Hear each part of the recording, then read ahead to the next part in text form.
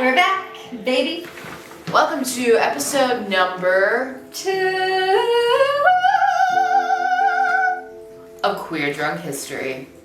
Today, Hannah's gonna sit back and relax while I teach you and you about another queer person in history that you need to know about that you probably don't know about. But first, tell us, bartender, what are we drinking? We are drinking a French 75 cheers, which is lemon juice, some simple syrup, gin, and champagne. And champagne, and champagne, and champagne. Cheers. And as always, we'll tell you how this drink correlates to our historical figure after the episode. And as always, don't forget, you can always make this a mocktail, but because it's Pride and we're feeling a little festive, it's gonna be a cocktail for us. But you do you. You do you.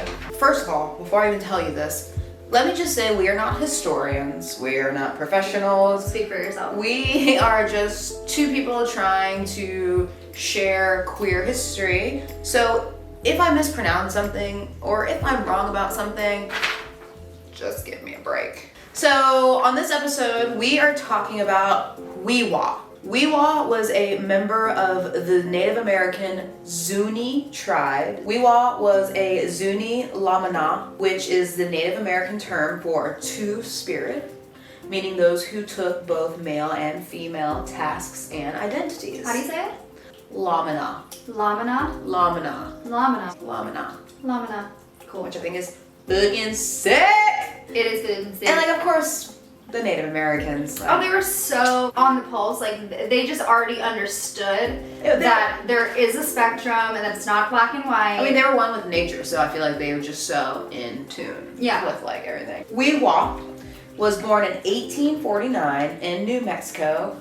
Fun fact, my abuelo was also born in New Mexico, and my abuelo was part of the Apache tribes. In a bunch of research, they say he, sometimes she, so just from henceforth, I'm going to refer to Weewa as they. The year they were born was the first year that the Zuni people had interactions with Americans.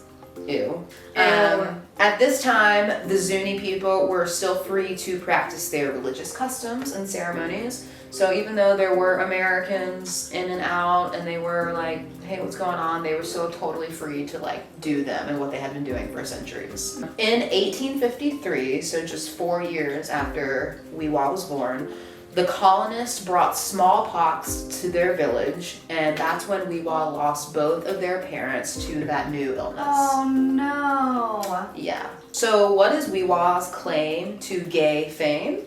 Well, Weewa's tribe identified them as a lamana, which was socially recognized third gender role, and children could be recognized as lamana from as early as 3 or 4. No way. Yeah, how cool. What? That's so cool. Also because when you think about it, back then, they weren't influenced by any type of media or culture, so like their true colors and who they were could naturally just come out, and if they leaned more femininely or more masculinely, then that's how they told, you know, the world who they were. Whatever it was just like, cool, do you. Here's what we have to get done during the day, so whatever role you want to go, just do it. Yeah. Traditionally, lamana were a male-bodied person who took on social and ceremonial roles generally performed by women.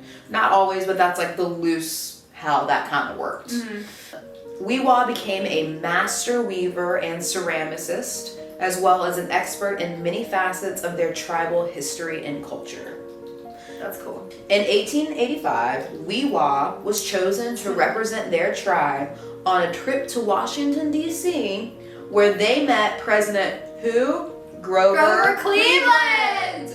And his first lady was Mrs. Rose Cleveland in episode 1. If you haven't seen episode 1, go back and watch it. So, if you think about it, those couple of days, there were 2 for sure queer people at the White House.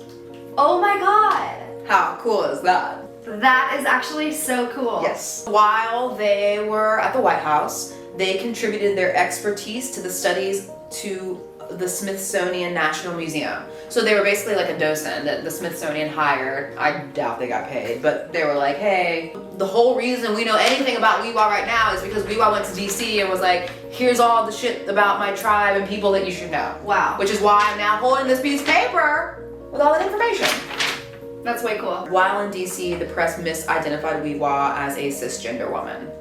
Boo. They probably were like, what is she, he? Yeah. Like, I am just me. I Yeah. am Weewa. Right. I am lhamana. Right. So in the 1870s, Protestant missionaries began to arrive and live amongst the Zuni tribe. They were likely the first white people that Weewa ever met. Weewa was responsible for taking care of a prominent white family's 2 small children and various housework and teaching responsibilities. At this point, Weewa is wearing skirts and likely being perceived as a cisgendered woman to the family. So likely these white people had no idea about Weewa's background and like their place amongst their tribe. So they were just like, oh, this cool woman. Weewa eventually learned English to communicate with the white visitors. So Weewa was just like it in their tribe, it sounds like. Like they just had like their pulse on everything. It was like weaving, got you. Ceramics, got you. Housework, done. Taking care of the kids, boom. Done. Like being able to speak English to talk to these losers, done. In 1896, Weewa died from a heart failure shortly after participating in the annual Shalako Festival, which is a series of dances conducted by the Zuni tribe at the winter solstice. You know what? I mean, for all the deaths that are possible, I feel like going after you've done something that like fills your soul. Yeah, but it's something like for your people that like feels good and probably had a rockin' time doing it. Like, way better that than like being killed by the colonists or something, or their poor parents, like smallpox or something. Yeah, true. A fun fact about Weewa is that on November 1st, 2021, Weewa appeared on a Google Doodle, you know, like when you go to the Google homepage. And it also included a weaving game to help people learn about the traditions of the Zuni weaving. That is so cool. Yes! 2 Weewa's last dance. Oh, that's so cute. I like that. Cheers. And do you know why we're drinking a French 75 and how it correlates I don't, to but I'm Weewa? dying for you to tell me. Because Weewa is two-spirited, and a French 75 has 2 spirits in it.